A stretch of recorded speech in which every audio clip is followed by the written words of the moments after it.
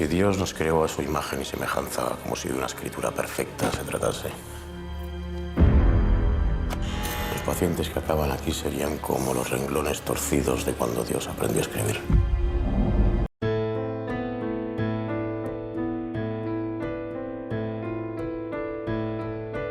Bueno, la novela pesa de entrada porque es un ofrecimiento que me hacen desde A3 Media y Warner, pero en el momento que decido ya aceptar y asumo que voy a hacer una adaptación que se va a basar en la novela, que obviamente fue escrita hace más de 40 años, pero había una voluntad también de hacer una película que se sintiera actual. La novela te la llevas todo el rodaje, pero al final estás haciendo la película, ¿no? Quiero decirte que yo creo que a todos nos ha acompañado de alguna manera durante todo el proceso, sabiendo que al final lo que íbamos a hacer era la película basada en la novela. Sí, yo la verdad es que la he olvidado bastante. Tal vez no debería decirlo. Yo no, porque la leí tantas veces que si ves mi libro como está... Bueno, porque tú haces toda la adaptación, es que eso me parece un trabajo tan fuerte, tan arduo, porque la novela es extensísima, amplísima, tiene pasajes larguísimos, ¿no? De descripción de todas las patologías, de todas las... que es lo bonito también, ¿no? que tiene ese texto.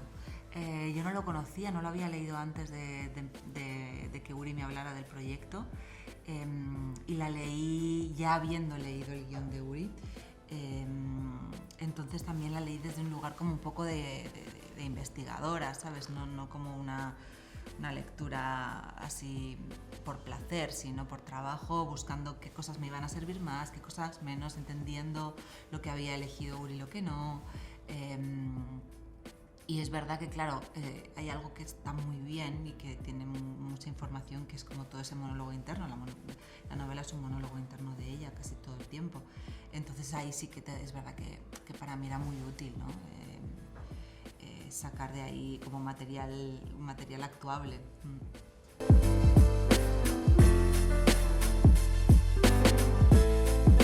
Bueno, nos hemos asesorado muchísimo y de nuevo hemos tirado de la novela, es decir, nosotros sabíamos que todo no iba a poder entrar, pero queríamos que de alguna manera todo estuviera en pantalla, con lo cual lo que no entraba se desglosamos todas las patologías que aparecían en la novela. Por ejemplo, el hombre de cera aparece en un momento, el mutista, hay pequeños personajes que, aunque no tienen el peso que tienen en el libro, sí los vamos poniendo en pantalla, pero hubo un desglose muy grande de enfermedades mentales, de patologías. A partir de ese desglose se va a buscar a los actores y a la figuración, a todos ellos se les puso un coach que estuvo con ellos permanentemente para trabajar precisamente cómo se movían, cuál era el diagnóstico, cómo se tenían que comportar, estaban prácticamente en personaje durante todo el rodaje, y luego también hubo una parte de documentación para recrear todo lo que era un sanatorio en 1979, desde imágenes de archivo que sacamos de la filmoteca, fotografías, los psiquiatras también nos contaban, nos enseñaban material propio. Hemos intentado tirar de todas las fuentes a las que hemos tenido acceso. Bueno, eran todas esas decisiones que es verdad que eran fundamentales, ¿no? Que hasta dónde llegamos, que dejamos, cuánto evidenciamos, cuánto no, cuánto engañamos, cuánto no. Esto ha sido un trabajo que hemos hecho entre los dos, que también estaba muy escrito por otro lado y había una apuesta muy clara ya de entrada. Pero bueno, sobre todo, una vez que entiendes, sabes que desde mí entiendes cómo le funciona la cabeza a ella y por qué, todo lo demás se va acomodando y se va, ¿sabes? Se va dejando ver o no de una manera muy natural y muy orgánica. Lo difícil es entender cuál es la estructura, cuál es, ¿sabes?, la base importante de ella, desde dónde piensa, desde dónde actúa, desde dónde todo, desde dónde reacciona, desde dónde ve el mundo. A partir de que eso más o menos lo tienes claro, todo lo demás se ordena.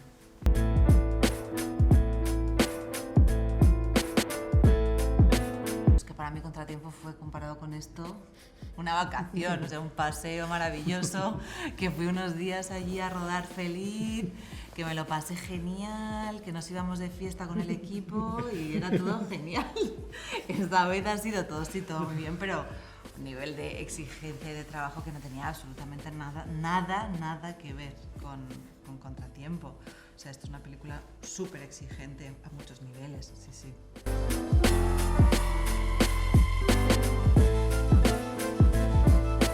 Pues es algo que ahora mismo no te puedo responder, porque lo que sí tengo claro es que necesito descansar.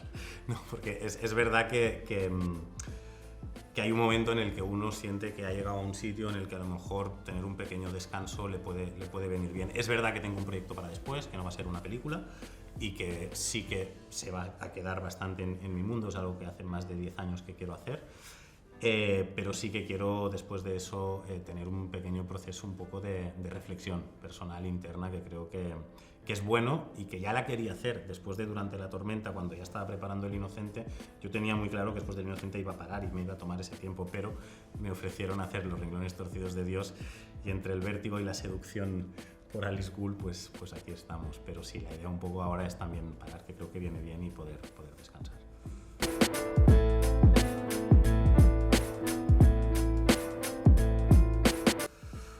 Bueno, yo a nivel de exigencia ninguno, porque me exijo lo mismo. Es decir, no cambio la manera de pensar o de rodar. Lo que sí cambia son los tiempos.